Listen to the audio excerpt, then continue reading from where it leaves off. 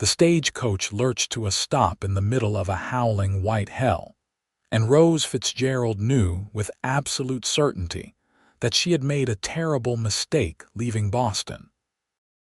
She pressed her gloved hands against the frosted window, seeing nothing but swirling snow so thick it looked like the world had been erased. The driver's muffled shout barely penetrated the wind's scream, and the door flew open with such force it nearly tore from its hinges. Cold air slammed into her like a physical blow, stealing the breath from her lungs. "Miss Fitzgerald, you have to get out now. The horses cannot stand much longer in this." The driver's face was encrusted with ice, his eyebrows white with frost. Rose gathered her carpetbag and the thin wool cloak that had seemed so adequate in Boston and stepped down into snow that immediately swallowed her ankles. January 1883 in Goldfield, Nevada was supposed to be cold, but this was something beyond cold. This was deadly. "Where is Mr. Ashford?" She shouted against the wind, her words torn away almost before they left her lips. "His ranch is 3 miles south. I cannot make it in this. The station is just there." The driver pointed toward a dark shape barely visible through the white curtain. Before Rose could protest, the stagecoach was already pulling away, the driver clearly desperate to reach shelter before his team gave out entirely. She stood alone in the middle of what might have been a street or might have been the prairie itself, unable to tell where the town ended and the wilderness began. The cold bit through her layers of clothing as though they were made of paper. She took a step toward the dark shape and immediately stumbled, her boots sliding on ice hidden beneath the snow. Strong arms caught her before she fell. "I have got you," a deep voice said, and Rose looked up into a face she could barely see beneath a heavy hat and a scarf wrapped around the lower half. All she could make out were eyes the color of stormy seas, squinting against the driving snow. "Come on, we need to get inside before we both freeze solid." He did not wait for her response, simply swept her into his arms and began walking with determined strides toward the building.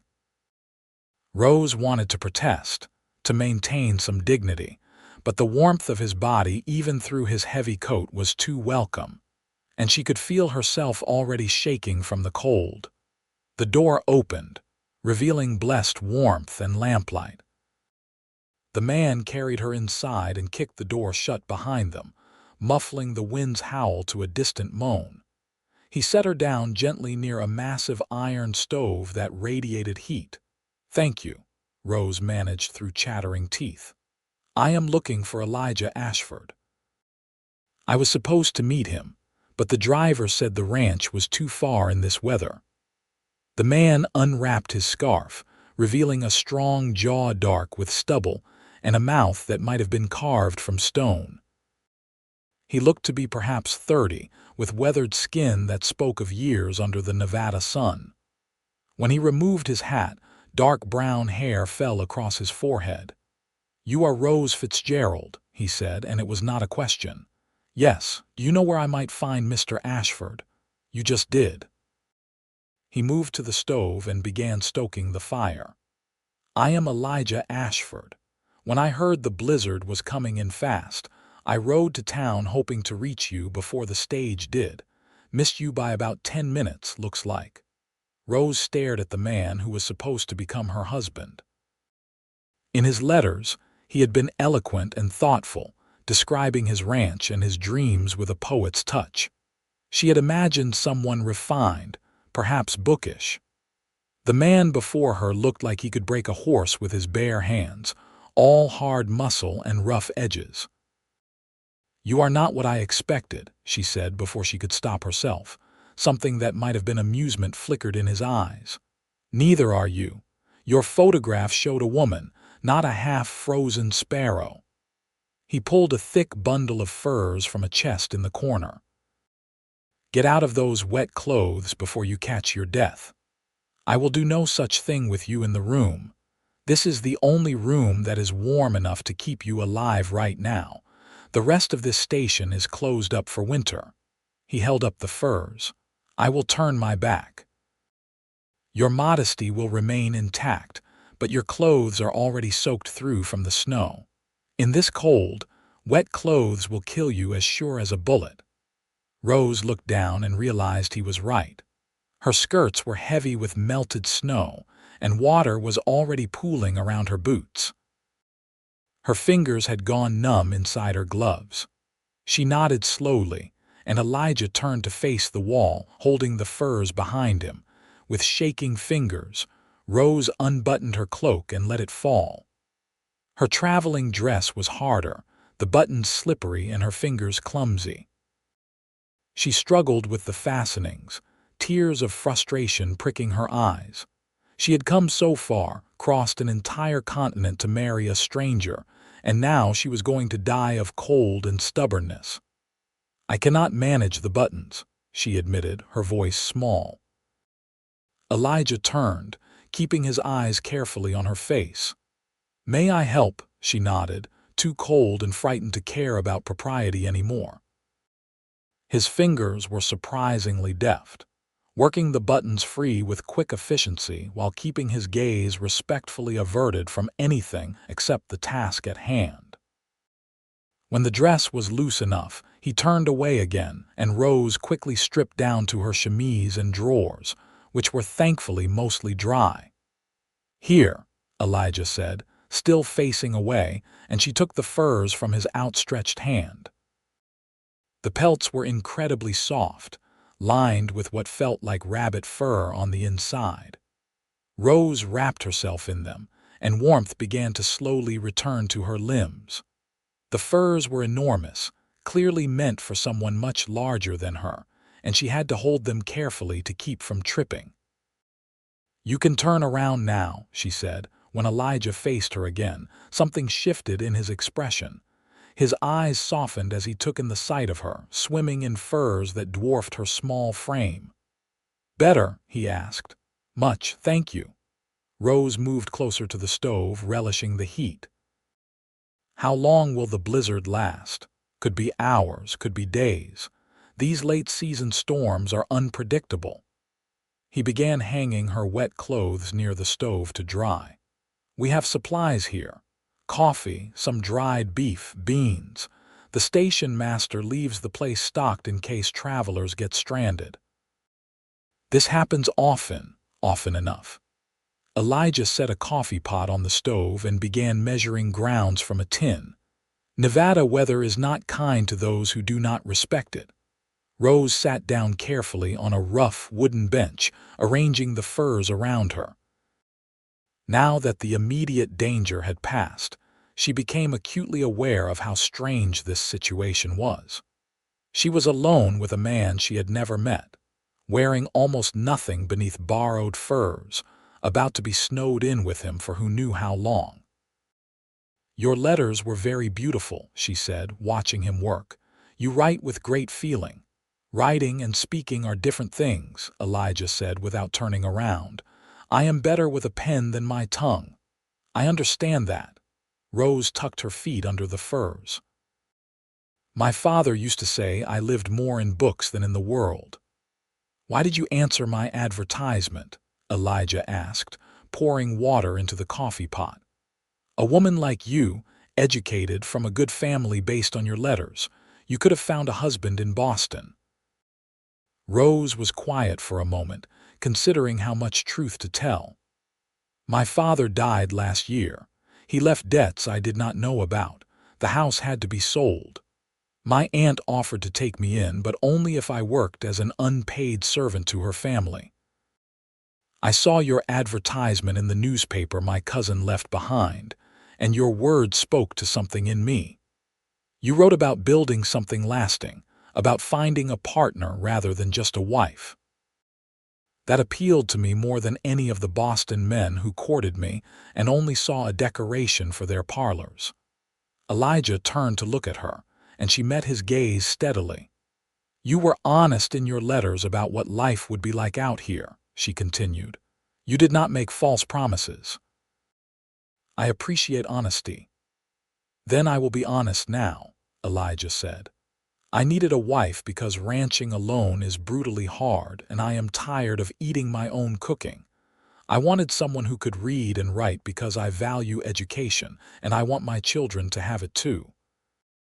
But I also hoped for someone I could talk to, someone who might understand when I try to put words to how beautiful the desert is at sunrise, or how peaceful the ranch feels after a day of hard work. That sounds lonely, Rose said softly. Being surrounded by beauty with no one to share it with. It was. He brought her a cup of coffee, the steam rising in the cooler air away from the stove. But I am a practical man, Miss Fitzgerald. I know you did not come all this way for romance. You came for security and survival, and that is a fair bargain. I can offer you a home, protection, and respect. In return, I ask for partnership and companionship.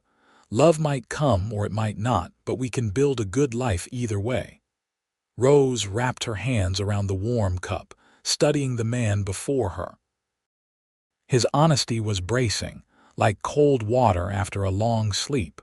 No pretty words or false promises, just simple truth. She found she preferred it to the flowery courtship rituals she had endured in Boston. That seems a reasonable arrangement, she said. Though I should tell you, I know nothing about ranching. I did not expect you would, but you know how to work hard, I imagine, and that is what matters. Elijah retrieved his own coffee and sat down on a chair across from her. The ranch house is solid, built to withstand the weather. I have been preparing a room for you, separate from mine until we are properly married. Reverend Harper in town can perform the ceremony once this storm clears. You have thought of everything. I try to. He sipped his coffee, studying her over the rim of his cup. You are younger than I expected. Your letters seemed more mature. I am 22. My experiences aged me, I suppose. Rose met his eyes. And you are not as old as I feared you might be. That earned her something that might have been a smile. I am 31. Old enough to know what I want, young enough to work hard for it. The wind howled outside, rattling the shutters. Rose shivered despite the warmth of the furs and the stove. Is it always this harsh? Winter can be, but we are near the end of it. Spring comes fast here and summer faster. By April, you will be wondering if it was ever cold at all. Elijah stood and moved to the chest in the corner, pulling out blankets. We should rest. It will be a long wait until the storm passes. He arranged the blankets into 2 separate bedrolls, one near the stove for Rose and one several feet away for himself. The propriety of the gesture was not lost on Rose. He could have taken advantage of the situation, could have insisted on his rights as her intended husband, but he was giving her space and respect.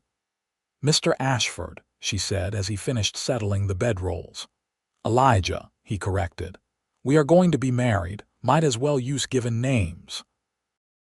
Elijah, she amended. Thank you for coming to town to meet me. Thank you for the furs and the coffee and the kindness. I know this is not how you planned our meeting. Life rarely goes according to plan out here, he said. You learn to adapt. He looked at her for a long moment, and Rose felt the weight of his gaze like a physical thing. You are brave, Rose. Most women would be crying or fainting or cursing me for bringing them to this God-forsaken place. I have not yet seen the place to judge if it is God-forsaken, Rose said. And crying never solved anything in my experience. This time he definitely smiled, a real smile that transformed his harsh features into something almost handsome. I think we might do well together, you and I. Rose felt a flutter in her chest that had nothing to do with the cold or the coffee. I think you might be right. They settled into their separate bedrolls, the fire crackling and the wind howling. Rose lay wrapped in the furs that smelled of sage and wood smoke, and something else she could not name, staring at the ceiling and wondering what her life had become. Yesterday she had been in a stagecoach crossing empty desert. Today, she was stranded in a blizzard with a cowboy who wrote poetry and had eyes like storms. Tomorrow, she would marry him and begin a life she could not even imagine. She should have been terrified. Instead, she felt something that might have been anticipation. "Rose," Elijah's voice came from the darkness. "Sleep if you can. I will keep the fire going. You should rest too. I will. I am used to light sleeping. Ranching teaches you that." He paused. "Do not worry, you are safe with me." And somehow, impossibly, she believed him.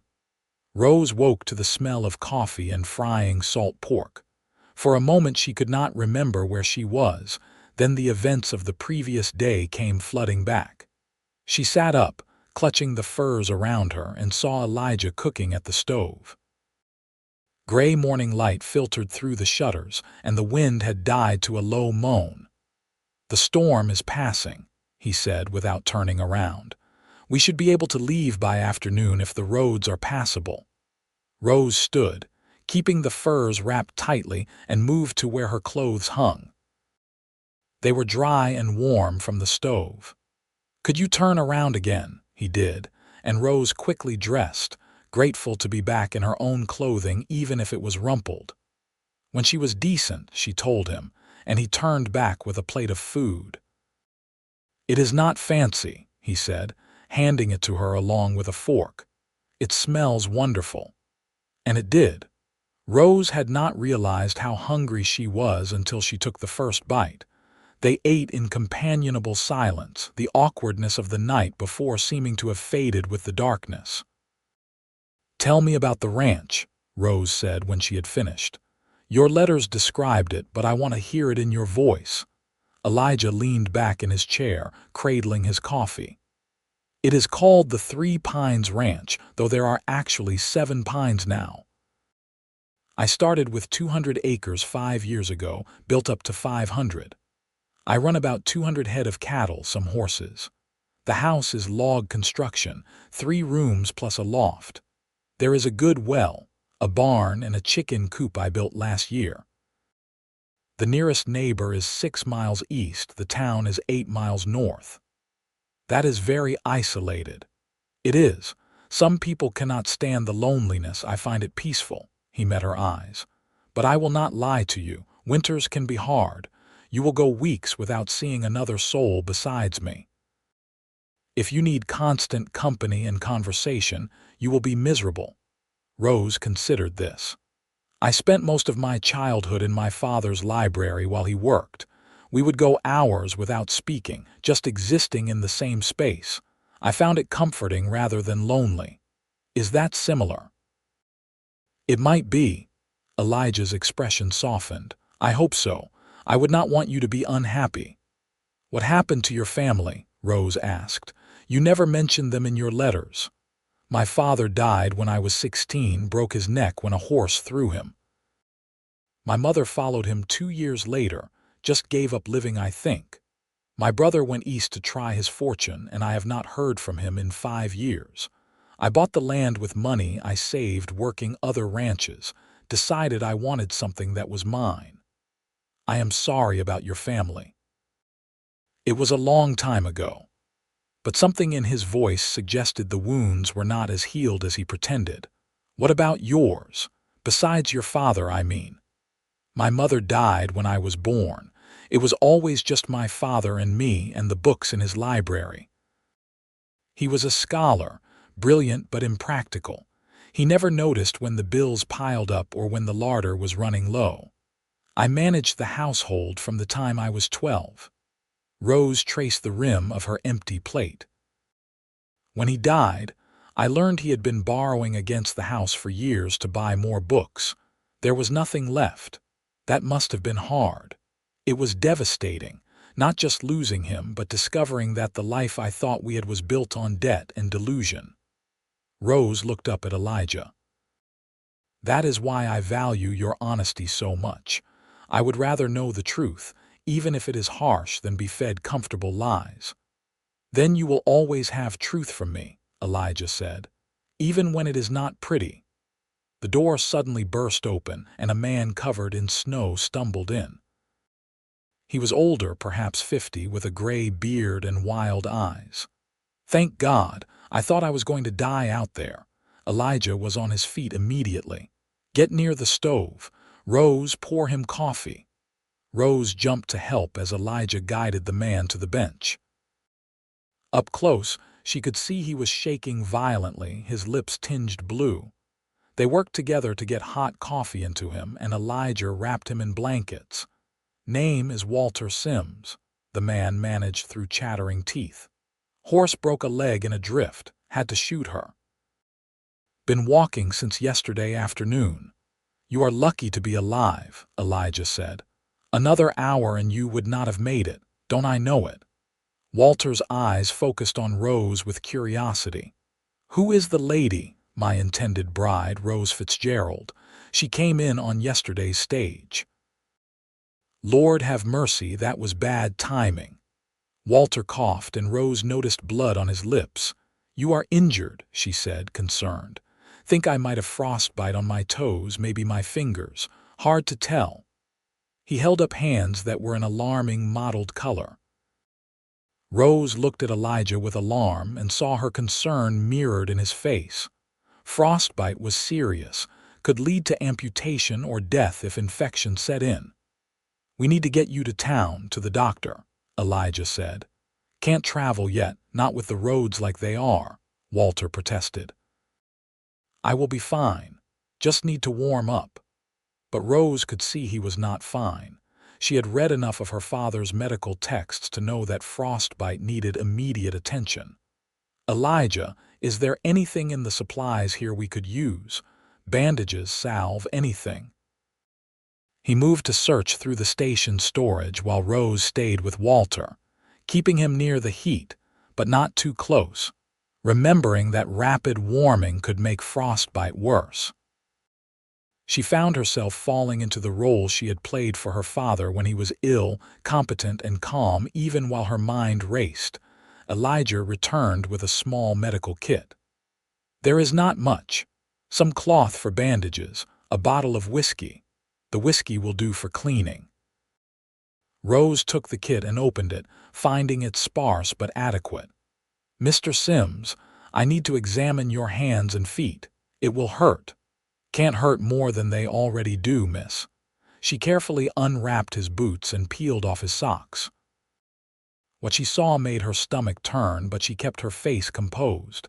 Several of his toes were blackened, clearly dead tissue.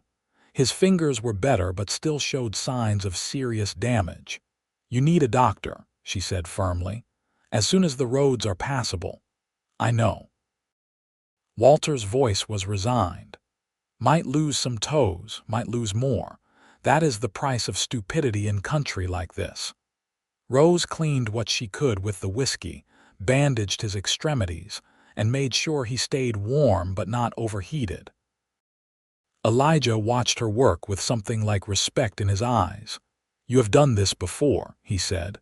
"My father was prone to accidents in his distraction.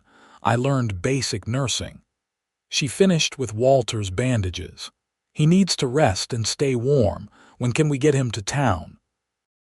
"I will check the conditions." Elijah bundled himself back into his heavy coat and went outside. He returned a few minutes later, shaking snow from his hat. "The storm has passed, but there is 3 feet of snow on the ground. It will take hours to dig out enough to make the road passable." "Then we start digging," Rose said simply. Elijah looked at her, this small woman wrapped in furs who had arrived frozen and frightened just yesterday. "You do not have the clothes for it." "Then I will manage with what I have. We cannot leave him to suffer while we stand idle." She stood, determination in every line of her body. "Show me what needs to be done." They worked for hours, Rose in her inadequate coat and Elijah breaking trail, taking turns going outside to shovel snow and returning to warm up before going back out. Walter protested from his place by the fire, but he was too weak to do more than complain.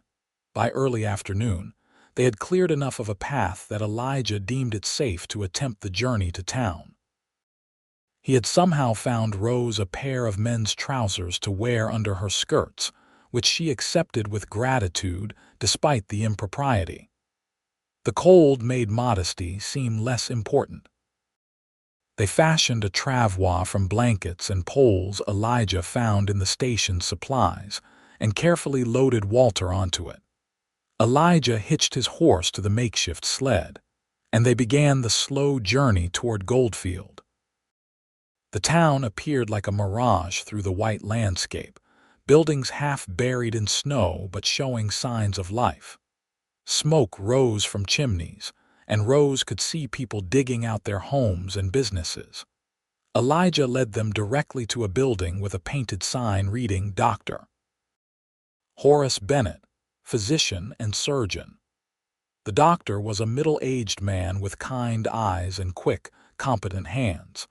He took charge of Walter immediately, ushering them into his surgery and examining the injured man with practiced efficiency. "You did good work with the bandaging, miss," he said to Rose as he worked. "Kept the wounds clean, did not try to warm him too fast. Probably saved him from worse." "I only did what seemed logical," Rose said, embarrassed by the praise. "Logic and common sense are worth more than fancy medical training sometimes." Dr. Bennett looked up at Elijah. "You are Ashford, are not you? Have the ranch south of town." "That is right. And this is your bride." The doctor's eyebrows rose. "Heard you had sent for one, but did not expect her to arrive in the middle of a blizzard." "Neither did I," Elijah said dryly. "Dr. Bennett, we need to get married as soon as possible. Can you tell us where to find Reverend Harper? He will be at the church, likely digging out the entrance." "But Ashford, you might want to give the lady a day or two to recover before you rush her to the altar." "I am fine," Rose said, "and I would prefer to have things settled properly." Dr. Bennett looked between them, seemed to sense something he liked in what he saw, and nodded. "Church is 2 streets over. You cannot miss it. It is the building with the steeple." They found the church exactly where the doctor said, and Reverend Harper exactly where he predicted. The Reverend was indeed digging snow away from the church doors, a stocky man in his 40s with a red face and a cheerful disposition. "Mr. Ashford, good to see you survived the storm." He leaned on his shovel. "And this must be your bride."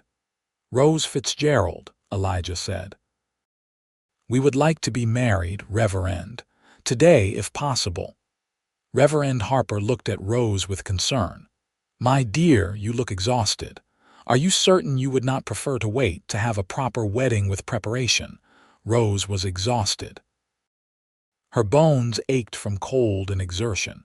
Her clothes were damp with melted snow, and she had not slept properly in days. But she looked at Elijah, at this man who had wrapped her in furs and kept her safe, who had worked alongside her to save a stranger, and she felt a certainty that surprised her. "I am certain," she said. "I did not travel across a continent to hesitate now." "Well then." The Reverend smiled. "Let me finish here and we will go inside. Do you have witnesses? We need at least 2. Elijah looked around the nearly empty street, then back at Rose with what might have been apology. "We might need to wait after all." "Nonsense," a woman's voice called out. Rose turned to see a plump woman in a practical wool coat approaching, followed by a younger man. "I am Martha Harper, the Reverend's wife, and this is my son Thomas. We would be honored to witness a wedding." Martha's eyes were warm and curious as she looked Rose over. "You must be frozen, child. Come inside immediately." The interior of the church was simple but beautiful, with wooden pews and plain glass windows. Someone had lit a fire in a small stove, taking the chill from the air. Martha bustled around lighting candles while Thomas helped his father remove his snowy outer garments. "Do you want to wait until you can get a proper dress?" Martha asked Rose quietly. "I have my wedding gown preserved at home. It might fit you with some quick alterations." Rose looked down at her bedraggled traveling dress, still wrinkled from being dried by a stove, the hem muddy with melted snow. She should have cared more about appearing as a proper bride. Instead, she thought about the hours ahead, the journey to Elijah's ranch, starting her new life. Every moment of delay felt wrong somehow, like hesitation would give fear a chance to take root. "This is fine," she said. "It is practical, and that seems fitting for a practical marriage." Something flickered in Elijah's eyes when she said that, but Rose could not read his expression. Was it relief? Disappointment? She did not know him well enough yet to understand his silences. Reverend Harper took his place at the altar, and Elijah and Rose stood before him. There were no flowers, no music, no guests beyond the Harper family. The ceremony was brief and simple, the words familiar but feeling strange in Rose's mouth as she spoke her vows to this man she barely knew. When Elijah took her hand to slide on the ring, Rose was startled. She had not expected a ring, not for this arrangement. It was simple gold, worn but well cared for, and it fit her finger surprisingly well. "It was my mother's," Elijah said quietly. "I would like you to have it." Rose felt her throat tighten unexpectedly. This small gesture, giving her his mother's ring, spoke of something more than a practical arrangement. "I will treasure it," she whispered. "You may kiss your bride," Reverend Harper said with a smile. Elijah looked at Rose, a question in his eyes. She nodded slightly, and he leaned down to kiss her. It was chaste and brief, barely more than a brush of lips, but Rose felt it down to her toes. His mouth was warm and firm, and when he pulled away, she found herself wanting to pull him back. The thought startled her. This was supposed to be a practical arrangement, security in exchange for partnership. She had not planned on attraction. Martha Harper insisted they share a simple meal at the parsonage before making the journey to the ranch. Rose was grateful for the food and the warmth, but also eager to see her new home. The uncertainty of what lay ahead was both frightening and exciting. As they prepared to leave, Martha pulled Rose aside. "Listen to me, dear. Elijah Ashford is a good man, one of the best I know. But he has been alone a long time, and lonely people forget how to be any other way. Be patient with him and with yourself. Marriage is a learning process for everyone." "Thank you," Rose said, meaning it. "I will remember that." The journey to the ranch took 2 hours through deep snow. Elijah kept his horse to a steady walk, occasionally stopping to let the animal rest. He had wrapped Rose in the furs again, and she sat before him on the saddle, held secure by his arms on either side of her. The intimacy of the position was not lost on her, the warmth of his body at her back, the strength of his arms, the smell of leather and sage that seemed to cling to him. "Are you warm enough?" he asked, his breath stirring her hair. "Yes, thank you. We are almost there, just over this rise." They crested a small hill, and Rose saw the Three Pines Ranch for the first time. The house was larger than she had imagined, a solid log structure with a stone chimney from which smoke curled invitingly. The 7 pines Elijah had mentioned stood like sentinels around the property, their branches heavy with snow. A barn and several outbuildings were visible, all looking well maintained despite the harsh weather. "It is beautiful," Rose said, and meant it. There was something appealing about the isolation, the way the ranch sat in the landscape as though it had grown there naturally. "It is home," Elijah said simply. "Our home now." He helped her down from the horse and unlocked the door, then surprised her by sweeping her up into his arms. "Tradition," he said with a slight smile, and carried her over the threshold. The interior of the house was warm, the fire banked but still burning. Rose looked around with interest, taking in the simple but comfortable furnishings. There was a main room with the fireplace, a table and chairs, a bookshelf that immediately drew her attention. A ladder led to the loft, and 2 doors suggested the additional rooms Elijah had mentioned. "Your room is here," Elijah said, opening one of the doors. "I made the bed this morning before I left for town. There are extra blankets in the chest if you need them." Rose looked into a small but cozy room with a real bed, a washstand, and a window that would have a view of the mountains once it was not covered in snow. "It is perfect, thank you. I will put away the horse and bring in more wood. Make yourself comfortable. There is stew in the pot over the fire if you are hungry." He hesitated in the doorway. "Rose, I know this is strange. You are my wife, but we are still strangers. I meant what I said about giving you your own room. I will not presume on any rights until you are ready." "I appreciate that," Rose said softly. And she did, though part of her wondered when she would be ready, or if she even wanted to wait. The marriage was legal now, and there was something in Elijah that called to something in her, a recognition she could not quite name. After he left, Rose removed the furs and explored her new home more thoroughly. The bookshelf drew her like a magnet, and she examined the titles with delight.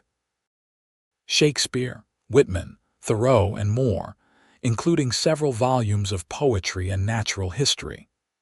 These were not the books of a simple cowboy, but of a man who valued literature and learning.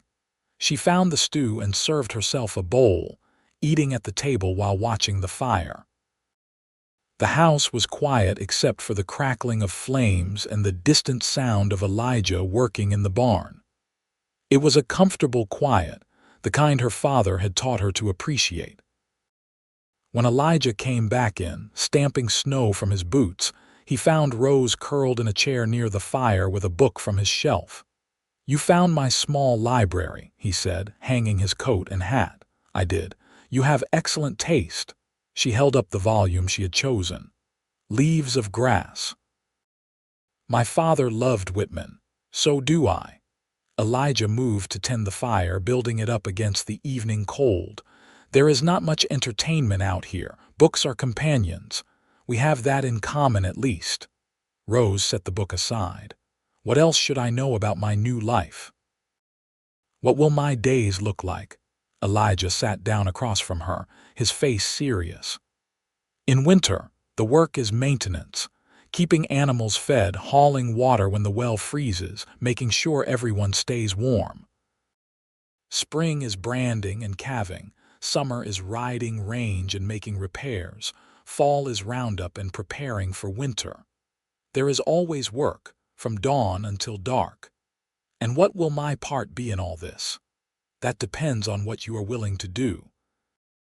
At minimum, the house needs keeping, meals need cooking, the chickens need tending. If you want to learn ranching, I can teach you to ride, to manage cattle, to do the books.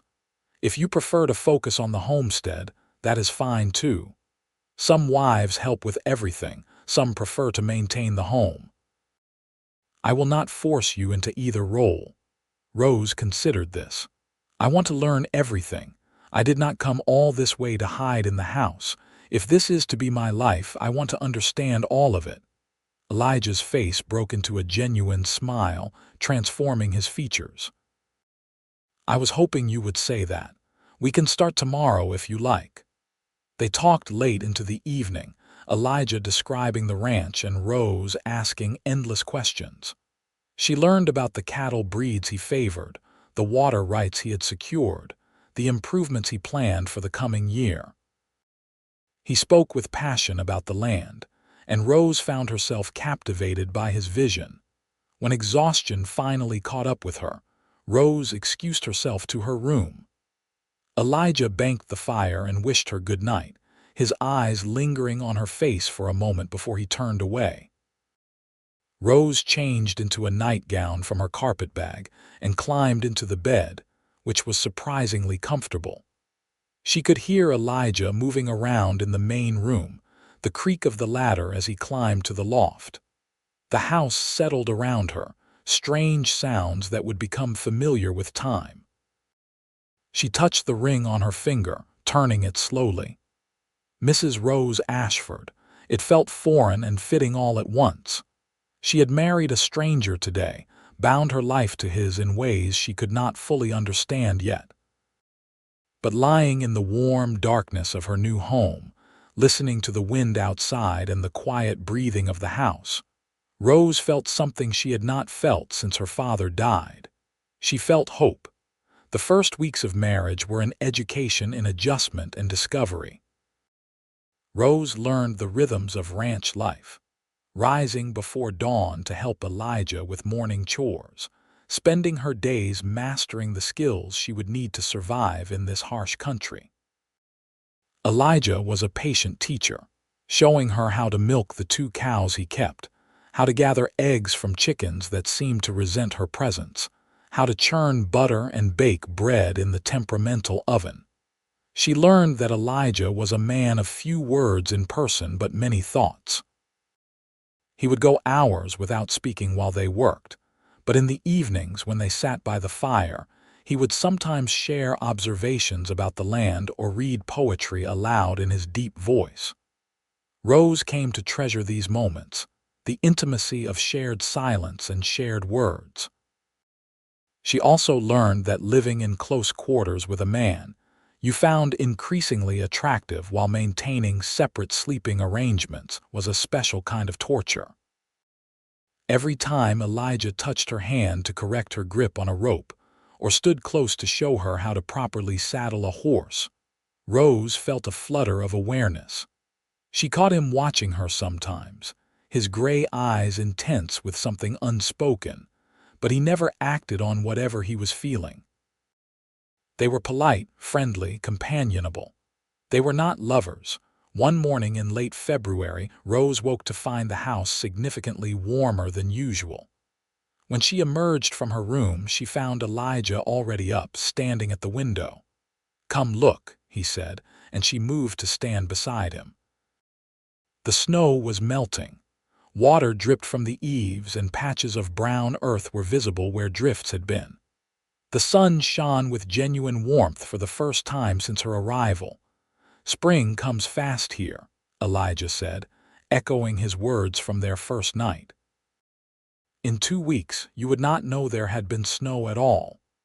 "It is beautiful," Rose said and impulsively touched his arm. "Thank you for sharing this with me." Elijah looked down at her hand on his arm, then at her face. Something shifted in his expression, a decision being made. "Rose, we need to talk." They sat at the table and Elijah poured coffee with hands that were not quite steady.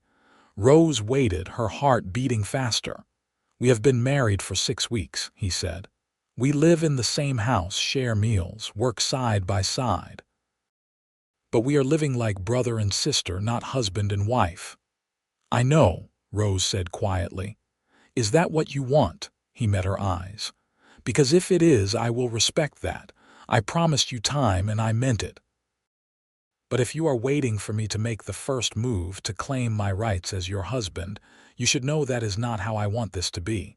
I do not want duty or obligation from you. I want—" He stopped, seeming to struggle for words. "What do you want?" Rose asked, her voice barely above a whisper. "I want you to want me back." The words came out rough, almost painful. "I know that was not part of our arrangement. We agreed to partnership, to practical marriage. But Rose, somewhere in these weeks I have come to care for you. I look forward to your smile in the morning, to your questions and your determination, and the way you bite your lip when you are concentrating. I want to kiss you properly, not that brief peck at the altar. I want to hold you at night and wake with you in my arms, but only if you want that too." Rose felt her eyes fill with tears. "I thought this was just business to you. I thought you wanted companionship, not romance. I thought that was what I wanted too." Elijah reached across the table and took her hand. "I was wrong. Or maybe I was right when I placed the advertisement, but things have changed. You changed them just by being you." "I want those things too," Rose admitted. "I have wanted them for weeks, but I did not know if you felt the same. I thought I was being foolish, developing feelings that were not part of our bargain. We can make a new bargain." Elijah stood and pulled her to her feet, drawing her close. One that includes feeling whatever we feel without shame or hesitation. What do you say?" Instead of answering with words, Rose lifted her face to his. Elijah made a sound low in his throat and kissed her with none of the restraint he had shown at the altar. His mouth was hungry and demanding, and Rose responded with equal fervor, all the weeks of polite distance burning away in the heat of the kiss. When they finally broke apart, both breathing hard, Elijah rested his forehead against hers. "I want you in my bed," he said bluntly. "Tonight. Every night. I am done sleeping alone in that loft while you are right below me." "Yes," Rose said simply, and saw relief and desire flare in his eyes.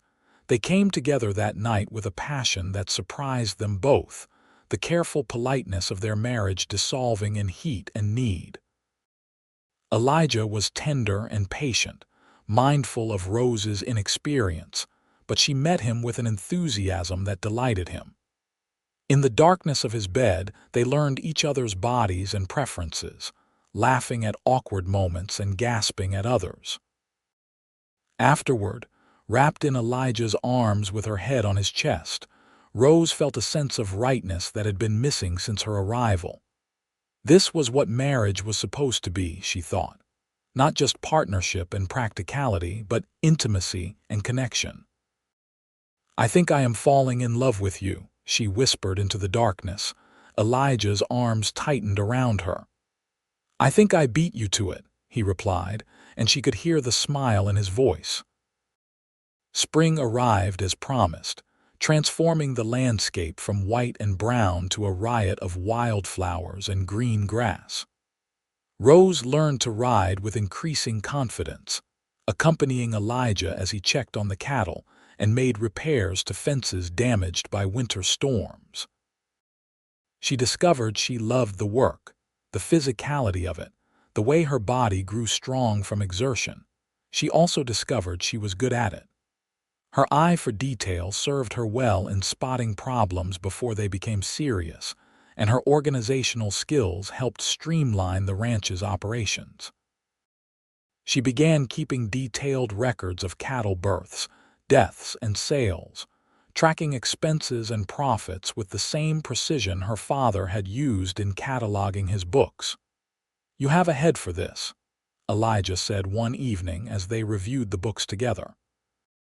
"The ranch is running more efficiently than it ever has." "It is satisfying," Rose admitted. "I like seeing things in order, like understanding how all the pieces fit together. We make a good team." He leaned over to kiss her temple. In all ways, they did make a good team, Rose thought. In bed and out of it, they fit together in ways she had not imagined possible. The polite strangers of their early marriage had given way to genuine partnership and deepening love. She found herself singing as she worked, laughing more freely, feeling more alive than she had in years. In April, they made their first trip to town together since their wedding. Goldfield was bustling with activity, miners and merchants taking advantage of the better weather. Rose was introduced to the community properly, meeting the other ranch wives and the town's business people. She was welcomed warmly, especially by Martha Harper, who seemed delighted at how well the marriage had turned out. "I can see the happiness on both your faces," Martha said as she served tea in her parlor. "Love suits you." "I did not expect to find it," Rose admitted.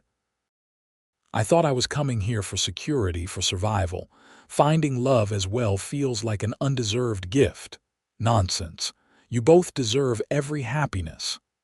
Martha patted her hand. "Now tell me, have you met the other ranch wives?" "There are only a handful of us in the area, but we try to gather when we can. It helps with the isolation."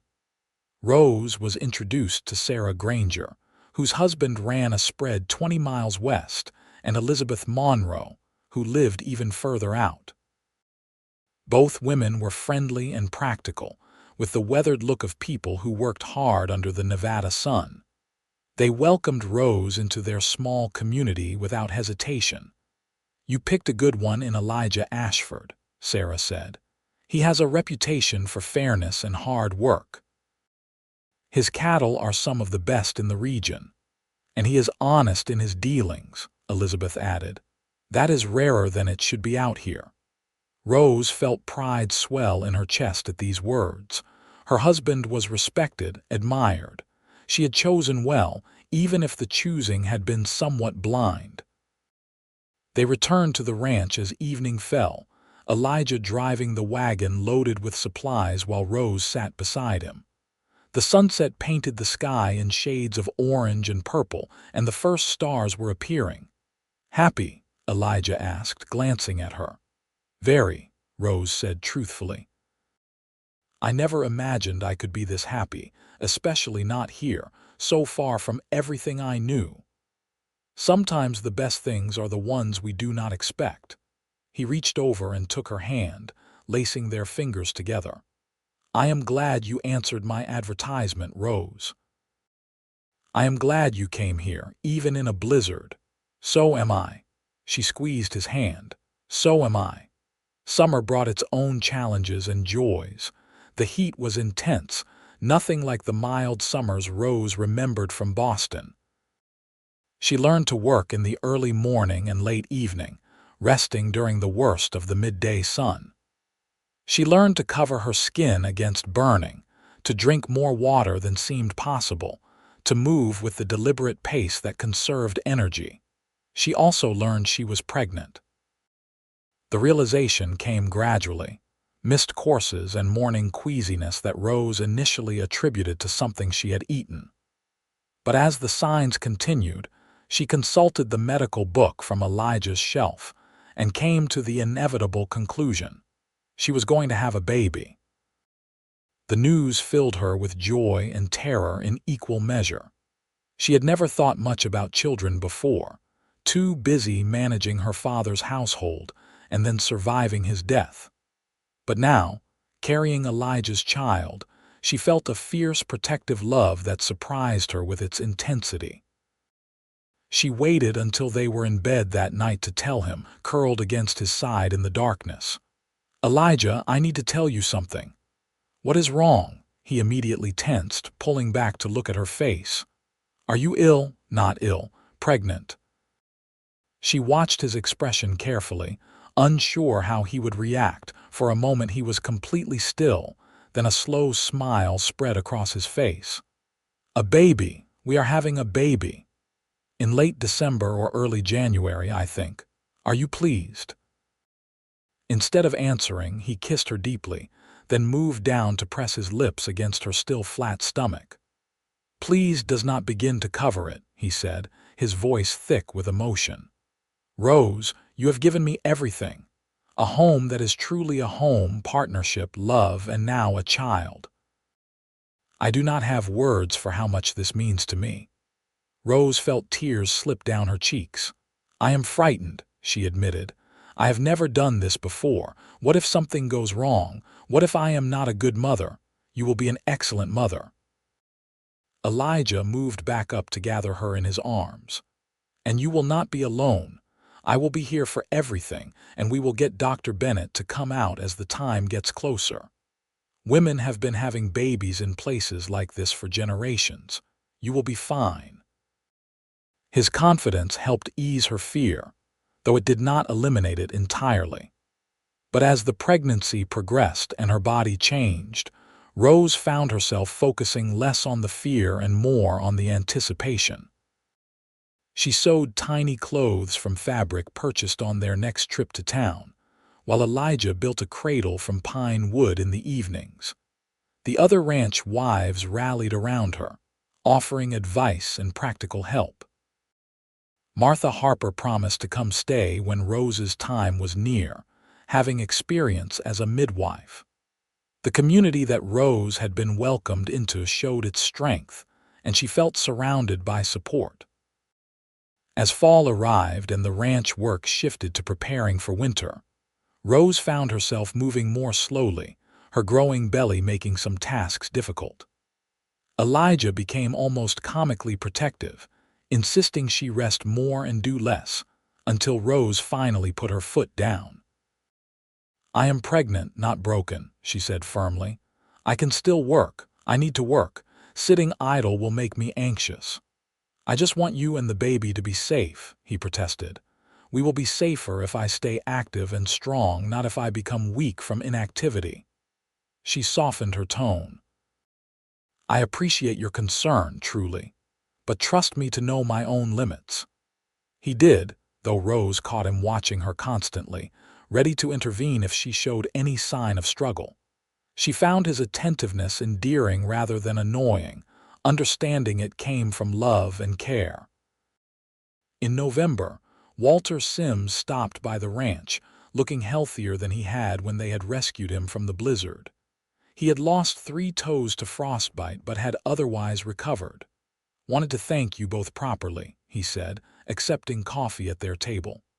"Doctor, Bennett said if you had not gotten me to him when you did, I would have lost the whole foot, maybe the leg. Your quick thinking saved me, Mrs. Ashford." "I only did what needed doing," Rose said, embarrassed. "More than that. You risked yourself in that cold to help a stranger. That is the mark of good people." He pulled a small wooden box from his coat. "Made this for your baby. It is not much, but I wanted to give you something." Inside the box was a tiny wooden horse, carved with obvious care and skill. Rose felt tears prick her eyes at the thoughtfulness of the gesture. "It is beautiful, Mr. Sims. Thank you. Call me Walter. Any friend of the Ashfords gets a first-name basis with me." He looked around the warm, cozy house. "You have done well for yourselves here. It is a good home." "It is," Elijah agreed, his hand finding Rose's shoulder. "The best home because Rose is in it." As December brought the first snows, Rose grew increasingly uncomfortable. Her back ached constantly, her ankles swelled, and sleep became difficult. True to her word, Martha Harper arrived to stay, bringing supplies and experience. Dr. Bennett made the journey out to check on Rose, pronouncing her healthy and the baby strong. "Could be any day now," he said. "Or could be another 2 weeks. Babies come on their own schedule." The baby decided to come during a snowstorm, of course. Rose woke in the early hours of a December morning to pain radiating through her lower back and abdomen. She recognized it immediately from the books she had studied. "Elijah," she said, shaking him awake, "it is time." He was up instantly, pulling on clothes and stoking the fire to blazing. Martha appeared from the spare room where she had been sleeping, already dressed and ready. Between them, they prepared the bedroom, boiling water and laying out clean cloths. Labor was longer and harder than Rose had anticipated. For hours she labored, Martha coaching her through breathing and positioning while Elijah held her hand and whispered encouragement. The pain was intense, overwhelming at times, but Rose focused on the goal. Her baby. Their baby. Finally, as dawn light filtered through the shutters, a baby's cry filled the room. Martha worked quickly, cleaning and wrapping the infant before placing the tiny bundle in Rose's arms. "You have a son," she said with a warm smile. "A healthy, beautiful boy." Rose looked down at the red-faced, squalling infant and felt her heart expand in a way she had not known was possible. He was perfect, tiny and perfect, with a shock of dark hair and eyes that would likely be gray like his father's. "A son," Elijah breathed, kneeling beside the bed and reaching out with one finger to touch the baby's impossibly small hand. The tiny fingers immediately wrapped around his, and Rose saw tears streaming down her husband's face. "Rose, he is beautiful. You are amazing. I love you so much." "I love you too," Rose whispered, exhausted but happier than she had ever been. What should we name him? They had discussed names endlessly, never quite deciding. But looking at the baby now, the answer seemed obvious. "Elijah," Rose said. "Elijah Matthew, after you and my father." "Are you certain? I thought you wanted something different." "I am certain. He should carry your name. You are a good man, and I hope he grows to be like you." They named him Elijah Matthew Ashford and called him Matthew to avoid confusion. The baby thrived despite the harsh winter, and Rose discovered depths of love she had not known existed. Watching Elijah with their son, seeing the gentle way he held the tiny body and spoke to him in soft tones, made her fall even more deeply in love with her husband. The winter passed in a haze of feedings and diaper changes, of sleepless nights and small miracles. Matthew grew stronger each day, his personality beginning to emerge. He was a happy baby, quick to smile and slow to fuss. By spring, when the snow melted and wildflowers bloomed again, Rose felt she had lived an entire lifetime since arriving on that blizzard-swept stage. She was no longer the frightened mail-order bride wrapped in furs. She was a wife, a mother, a rancher. She was home. 1 year after their wedding, Elijah surprised Rose by asking her to dress nicely and join him outside. Curious, she put on the new dress she had sewn for church and met him in front of the house. He had decorated the porch with wildflowers and set out a small table with their best dishes. "We never had a proper wedding celebration," he said. "I wanted to give you this at least, a meal together in the place we have made our home." Rose felt tears well up. "Elijah, this is beautiful. You are beautiful." He pulled out her chair. "Rose, this year with you has been the best of my life. You have given me everything I did not know I needed. I know our marriage started as a practical arrangement, but it has become so much more. You are my partner, my love, the mother of my child. I thank God every day that you answered my advertisement." "I thank God too," Rose said softly. "I came here looking for security and survival, and I found a life beyond my wildest dreams. I found you." They ate together as the sun set, Matthew sleeping peacefully in his cradle nearby. The meal was simple, but the company was everything. As darkness fell and stars emerged, Elijah took Rose's hand and led her to the edge of the porch. "Look," he said, pointing to the sky. "That is the Big Dipper, and there is Orion. In a few hours, you will be able to see the Milky Way stretching across the whole sky." Rose leaned against him, his arm around her waist. "It is magnificent. I never saw stars like this in Boston." "This is what I wanted to share with you," Elijah said. "Not just the work and the hardship, but the beauty. The sunsets and the stars, the way the desert blooms after rain, the sound of wind through the pines. I wanted someone who would see what I see, feel what I feel about this place." "I do see it," Rose assured him. "This land is harsh and demanding, but it is also breathtaking. I understand why you love it. I love it more now that you are here to share it with me." He turned her to face him, his hands on her shoulders. "Rose, I know I do not say it often enough, but I love you, deeply, completely, forever. You are everything to me." "And you are everything to me," Rose said, standing on her toes to kiss him. "You and Matthew, this life we have built, I would not trade it for anything." They stood together under the stars, holding each other, 3 lives intertwined in the vast Nevada landscape. The wind whispered through the 7 pines, carrying the scent of sage and possibility. Inside the house, their son slept peacefully, secure in the knowledge that he was loved and wanted. Rose thought back to the frightened woman who had stepped off the stagecoach into a blizzard, who had been wrapped in furs by a stranger and called his. That woman had been looking for survival. What she had found was so much more. She had found a home. She had found love. She had found herself. The years that followed were filled with the rhythms of ranch life. Matthew grew into a sturdy toddler and then a curious child, learning to walk among the chickens and ride in front of his father before he could properly talk.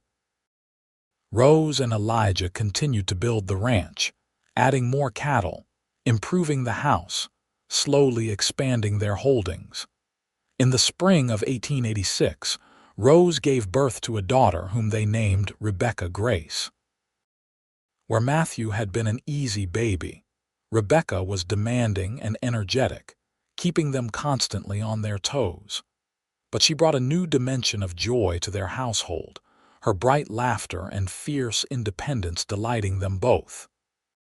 2 years later, another son arrived, named Thomas after Reverend Harper's son who had witnessed their wedding. The house rang with the sounds of children, and Rose could hardly remember her quiet life in Boston. This was so much fuller, so much richer. Elijah proved to be a devoted father, patient and loving with all 3 children. Rose often found him reading to them in the evenings, or teaching Matthew the constellations, or letting Rebecca help with small chores around the ranch. He had grown from a lonely cowboy into a family man, and the transformation suited him. The ranch prospered under their joint management. Rose's organizational skills and Elijah's ranching expertise proved to be a formidable combination. They earned a reputation for producing high-quality cattle and for fair dealing with their neighbors. Other ranchers came to them for advice, and Rose found herself consulted on everything from bookkeeping to breeding strategies. Who would have thought a Boston girl would become one of the most respected ranchers in Nevada? Elijah teased one evening as they reviewed yet another successful quarter's accounts. Who would have thought a lonely cowboy would become a family man with 3 children and a thriving business? Rose countered with a smile. "We are both full of surprises. The best surprise was you," he said, pulling her into his lap despite her protests about setting a bad example for the children. "Everything good in my life traces back to the day you arrived in that blizzard. Everything good in my life traces back to the moment you wrapped me in furs and saved me from freezing," Rose said, kissing him soundly despite the giggles from their children. Life was not without challenges. There were droughts and harsh winters, sick cattle and difficult births. There were years when money was tight, and they worried about making it through to the next season. But they faced every challenge together, their partnership growing stronger with each obstacle overcome. In 1890, when Matthew was 7, Rebecca 5, and Thomas 3, Elijah surprised Rose by announcing he wanted to build an addition to the house. "We need more space," he said. "The children are getting bigger, and I want to give you a proper library. You have always loved books, and you should have a room dedicated to them." Rose was touched by the gesture. Over the years, she had accumulated quite a collection, ordering books from catalogs and trading with other families in the region. But they were scattered throughout the house, shelved wherever space allowed. They spent the summer building the addition, a large room with floor-to-ceiling shelves on 3 walls and a big window overlooking the mountains. When it was finished, Rose spent a happy week organizing her books, arranging them by subject and author. The children helped, carefully carrying volumes and listening as Rose explained why organization mattered. "This was Papa's favorite," she told Matthew, showing him the worn copy of Whitman. "He used to read it to me when I was your age." "Will you read it to me?" Matthew asked, and Rose felt her heart swell. She gathered all 3 children on the sofa in the new library and read to them from Leaves of Grass, explaining the poems in simple terms they could understand. Elijah stood in the doorway, watching his family, and Rose caught his eye and smiled. This was what they had built together. Not just a ranch, not just a house, but a home filled with love and learning, with laughter and literature. It was more than she had ever dreamed possible. As the children grew older, they each developed distinct personalities. Matthew was serious and thoughtful, drawn to the intellectual side of ranching. He loved keeping records and analyzing breeding patterns, often working alongside Rose in the library. Rebecca was fearless and physical, preferring to be outside working with the animals no matter the weather. Thomas was the peacemaker, gentle and kind, with a gift for music that surprised everyone when Elijah brought home a second-hand piano from town. "Where did that come from?" Rose asked, watching the men struggle to get the instrument through the door. "The saloon in Goldfield is closing down. I bought it for a song, so to speak." Elijah grinned at his own joke. "I thought Thomas might enjoy it." "You are a wonderful father," Rose said, standing on tiptoe to kiss his cheek. "And a terrible comedian." Thomas took to the piano like a duck to water, teaching himself to play by ear and eventually learning to read music from a book Rose ordered from San Francisco. His music added another layer of richness to their home, filling the evenings with melodies both beautiful and joyful.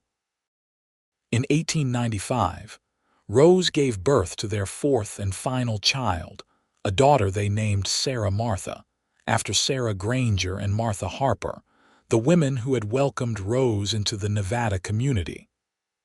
The pregnancy had been harder than the previous ones, and Dr. Bennett advised that this should be their last child. Rose was 34 now, not old but not young for childbearing either. "4 children," Elijah said, holding tiny Sarah while his older children crowded around to see their new sister. "We have made quite a family." "We have," Rose agreed, exhausted but content. "A good family." As the century drew to a close, Rose found herself reflecting on the life she had built. She was 40 years old now, weathered by sun and wind but healthy and strong. Her children were growing into capable, kind human beings. Her marriage was as passionate and loving as it had been in the early days, perhaps more so now that it was tempered by years of partnership and shared experience.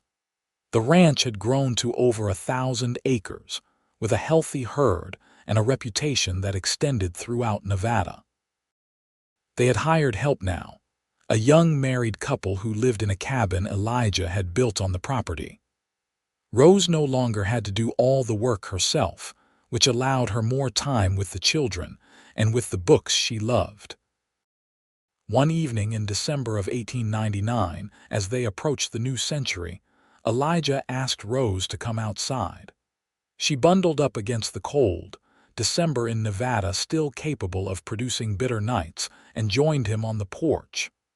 "Look," he said, pointing to the sky.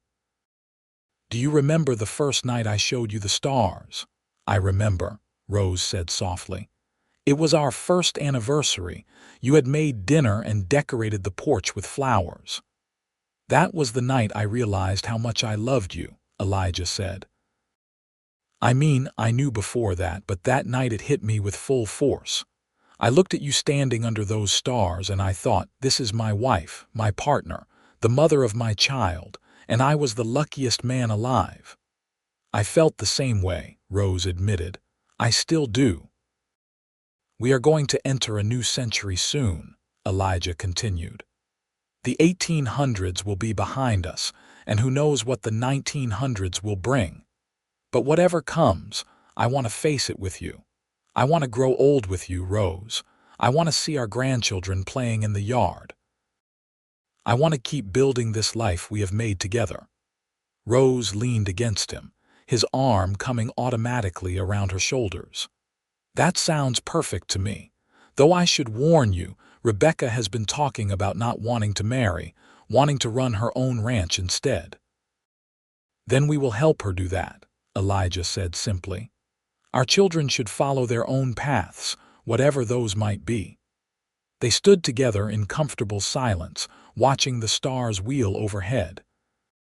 From inside the house came the sound of Thomas playing the piano, a tune he had composed himself. The children's voices rose in laughter over something, and Rose felt a wave of contentment so strong it was almost painful.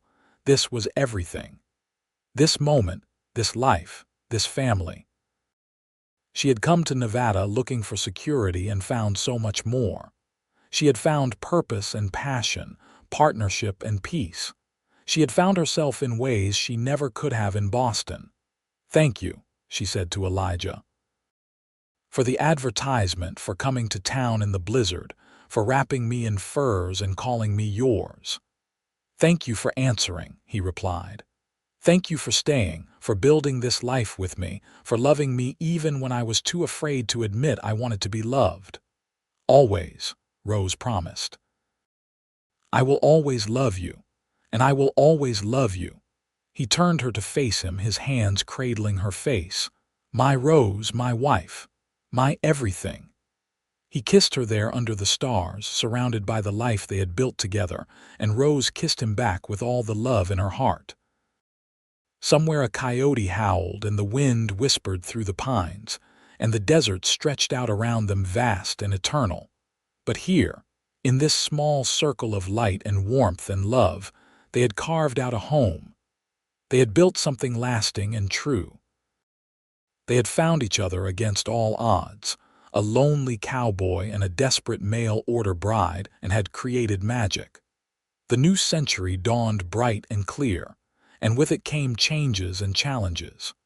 The ranch continued to thrive, but the world was transforming around them.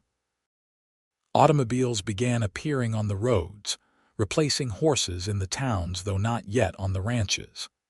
Telephones connected Goldfield to the wider world, though the Ashfords had no plans to string wire all the way out to their remote ranch. Matthew, now 17, was talking about attending college to study animal husbandry and business management. The idea both thrilled and terrified Rose. She wanted her son to have opportunities she and Elijah had never had, but the thought of him leaving the ranch, leaving Nevada, left her with a hollow feeling in her chest. Let him go, Elijah counseled when she expressed her concerns. We raised him to be independent and intelligent. He needs to test himself in the wider world. If ranching is truly his calling, he will come back, and if it is not, we should not trap him here out of our own need. Rose knew he was right, but it was hard. She had grown so accustomed to having her children around her, to the noise and chaos and joy of a full house. The thought of it emptying out gradually as each child grew and left filled her with a melancholy she could not quite shake. Rebecca, at 15, showed no signs of wanting to leave. She was talking about claiming some of the ranch land for herself when she came of age, starting her own herd alongside her father's. She had a gift with horses that was almost uncanny, gentling even the most stubborn animals with patience and intuition. Thomas, at 13, remained a puzzle. He loved music above all else, but there was little call for pianists in the Nevada desert. Rose and Elijah discussed sending him to a city where he could study properly, but Thomas seemed content with his self-teaching and showed no desire to leave home. Sarah, only 5, was still too young to show what path she might take, but she was bright and curious, always asking questions and demanding explanations. Rose saw something of herself in her youngest daughter, that hunger for knowledge and understanding. In the spring of 1901, disaster struck when a fire swept through the barn during a particularly dry spell. They managed to get all the animals out safely, but the building was a total loss, along with stored hay and equipment. It was the worst setback they had faced in years. Rose stood looking at the smoking ruins, fighting back tears. So much work, so much investment gone in a matter of hours.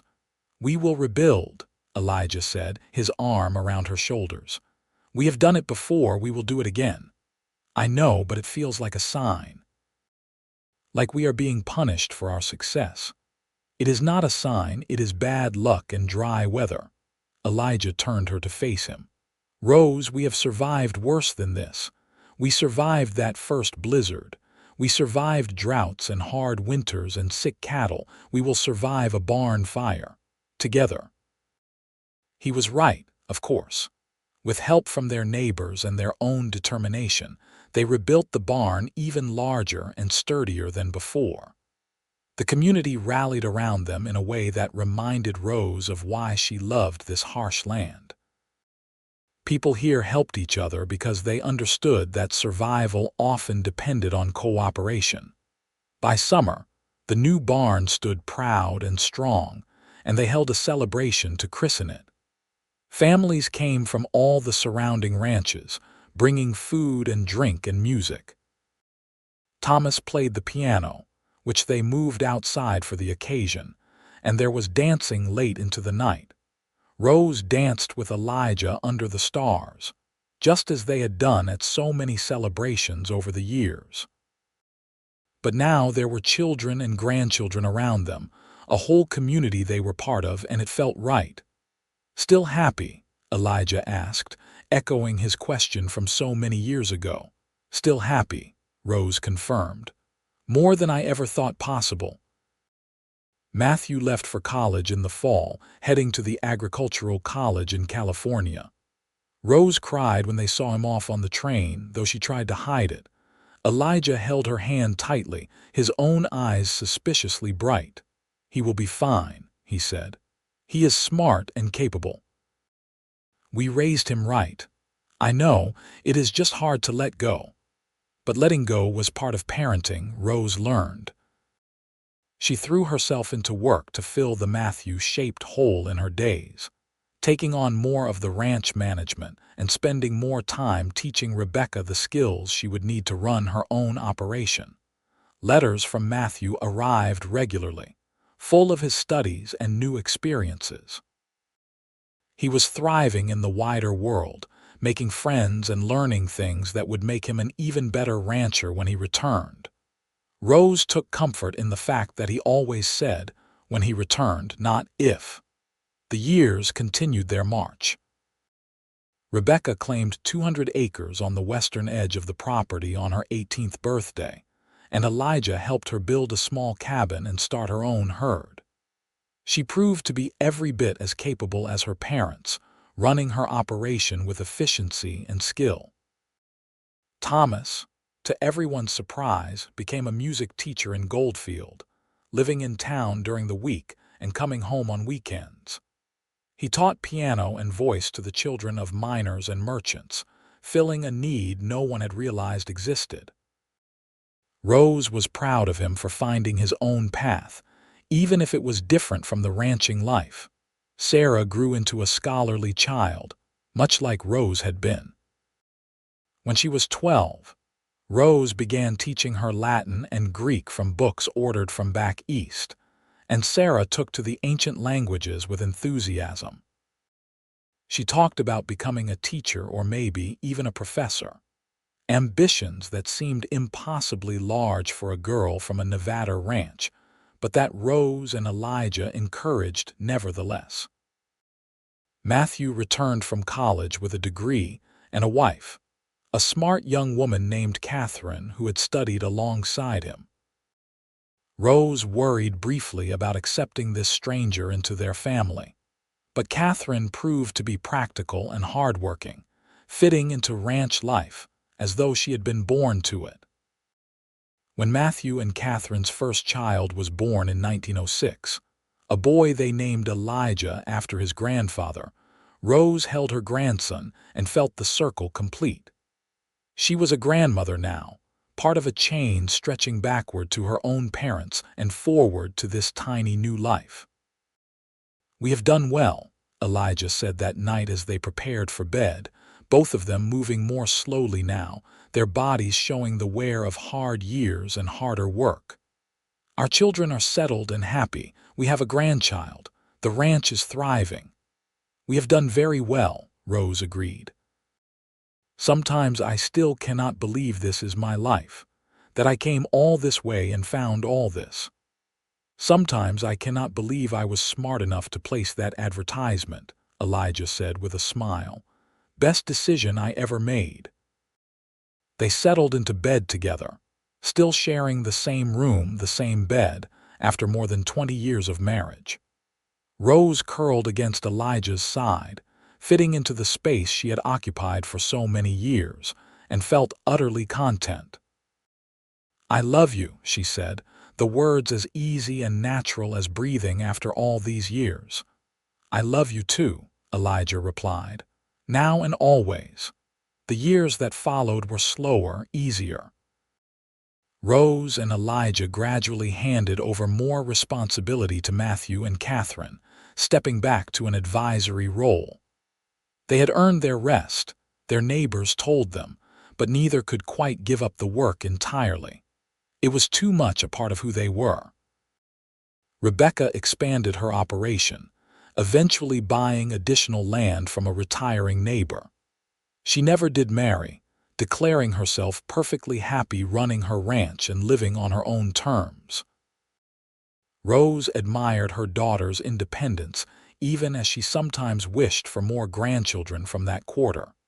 Thomas married one of his music students, a quiet young woman named Elizabeth, and they had 2 daughters who showed their father's musical talent.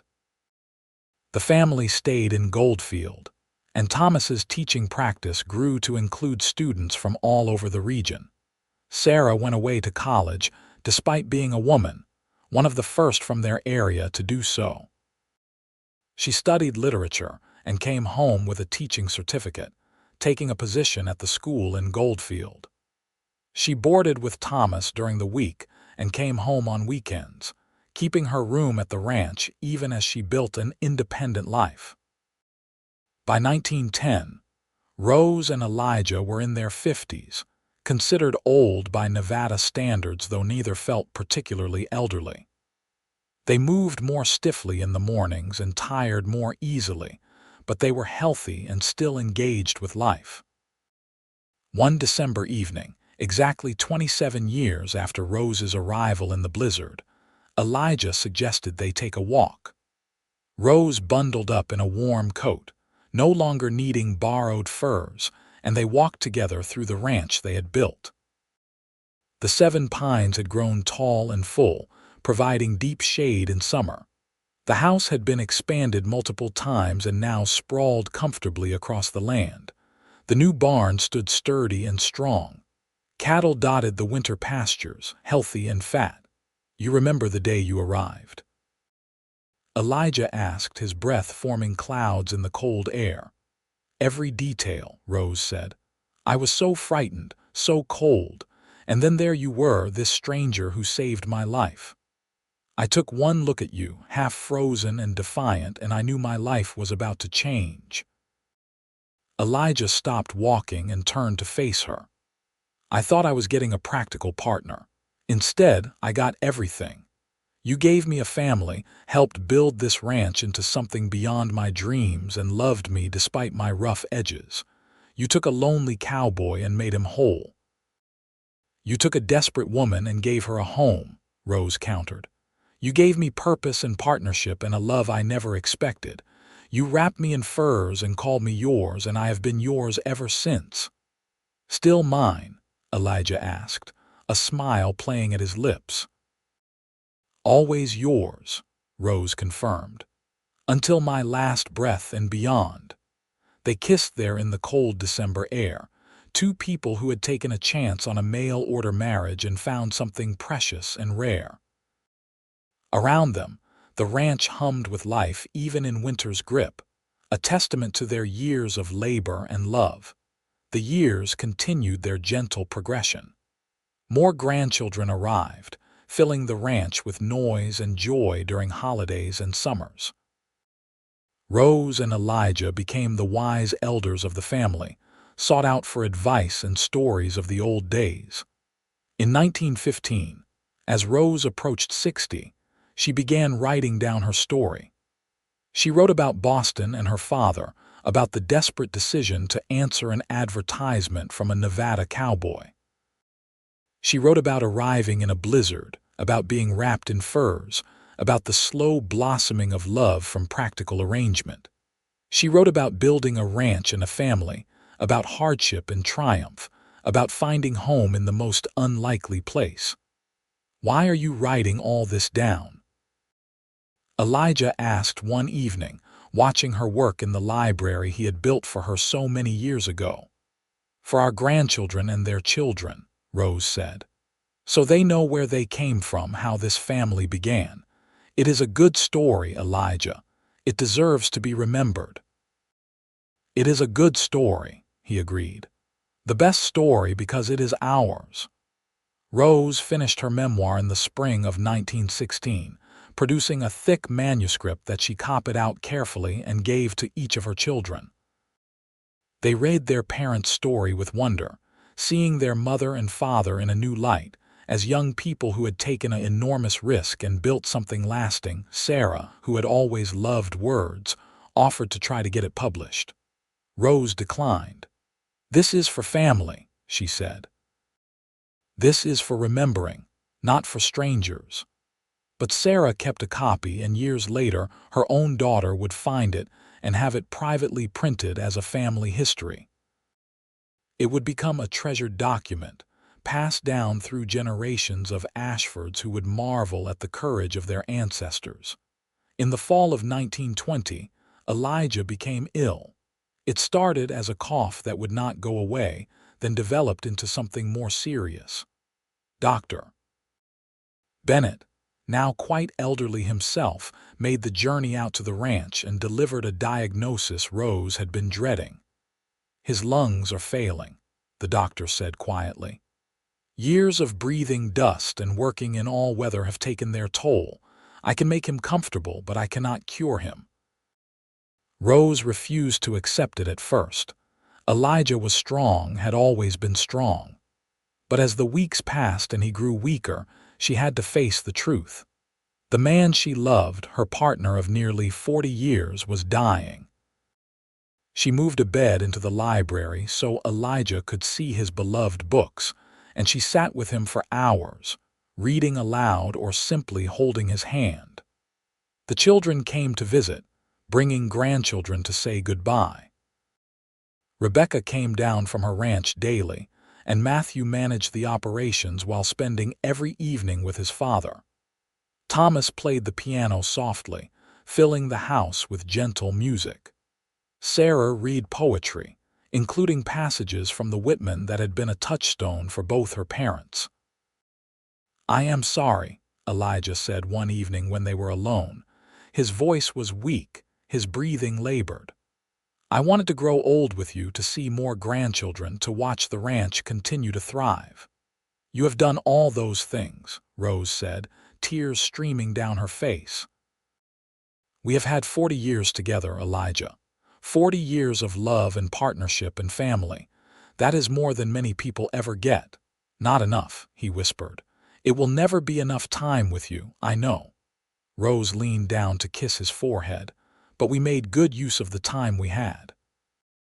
We built something beautiful together." "Promise me you will keep going," Elijah said, gripping her hand with what little strength he had left.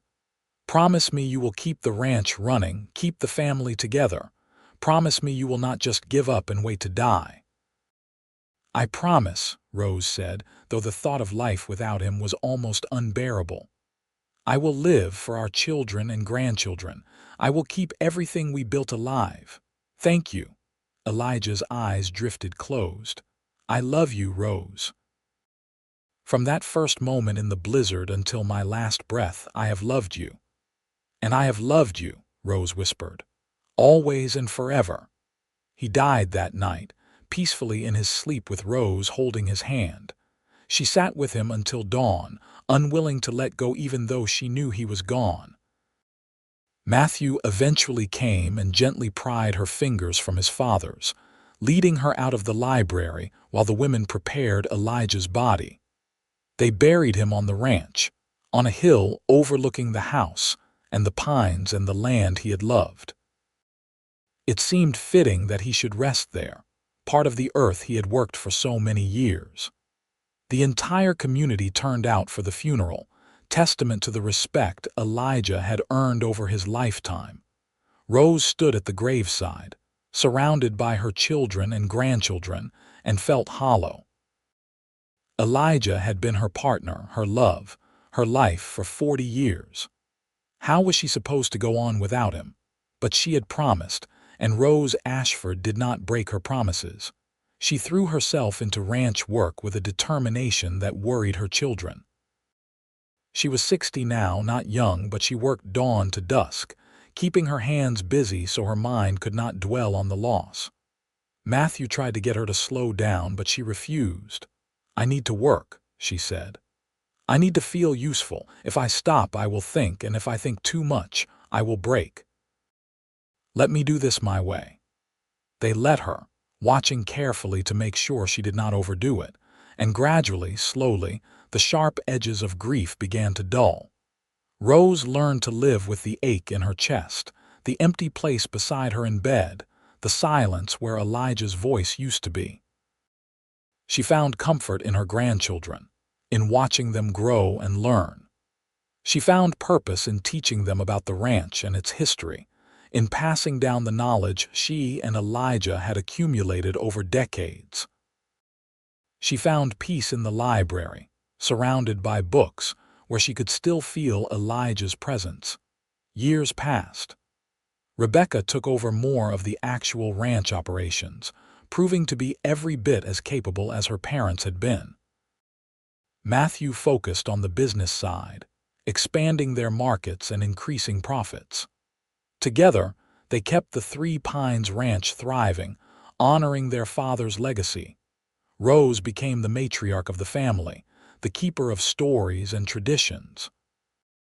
She taught her grandchildren to read, introducing them to Whitman and Shakespeare and all the books she and Elijah had loved.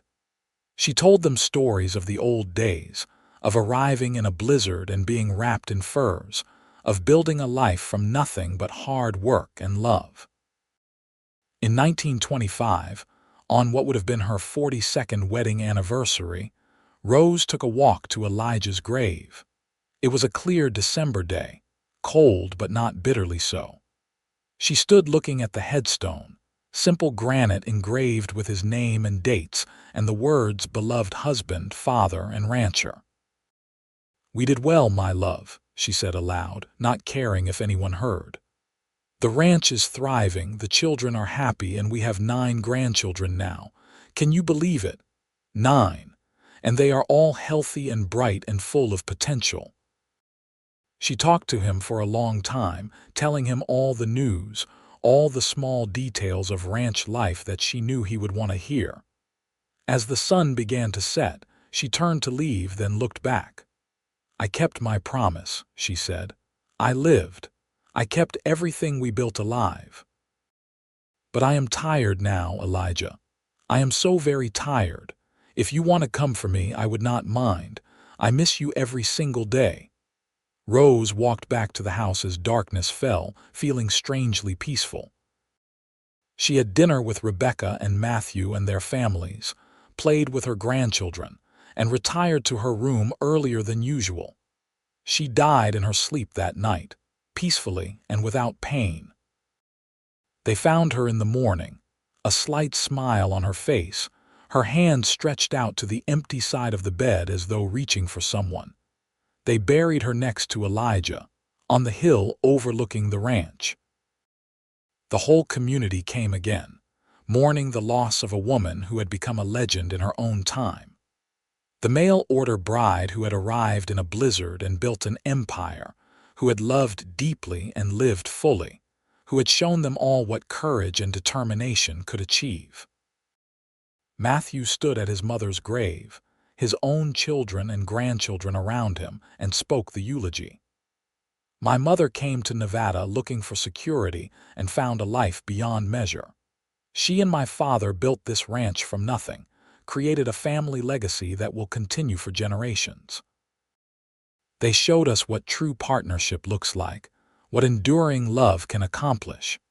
We are all here because a frightened woman answered an advertisement from a lonely cowboy, and they chose to build something beautiful together."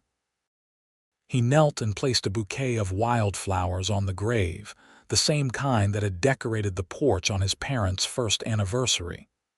"Rest well, Mama. You earned it. You and Papa both. And thank you for everything you gave us."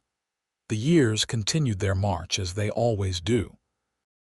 The Three Pines Ranch remained in the Ashford family, passed down through generations who knew the story of how it began. Elijah and Rose's story became family legend, told and retold to each new generation, a reminder of where they came from and what they were capable of achieving. The 7 pines grew old and were eventually replaced by new trees planted by great-grandchildren, who never knew the original Rose and Elijah, but who honored their memory. The house was expanded and modernized, but the library remained mostly unchanged, preserved as a memorial to the couple who had loved books and learning. On the mantel in that library, in a place of honor, sat a small wooden horse carved by Walter Sims, and next to it, a pair of fur pelts wrapped in tissue, carefully preserved despite their age. These were the furs Elijah had wrapped around Rose that first night, when he saved her life and, unknowingly, changed his own forever. And sometimes, on cold December nights when the wind howled through the pines, descendants of the Ashfords would swear they could hear laughter and music drifting from the old house, and see 2 figures dancing together on the porch, holding each other close under a sky full of stars. The ranch endured, the family thrived, and the love story of a mail-order bride who arrived in a blizzard and the cowboy who wrapped her in furs and called her his lived on, a testament to the power of courage, commitment, and finding home in the most unexpected places.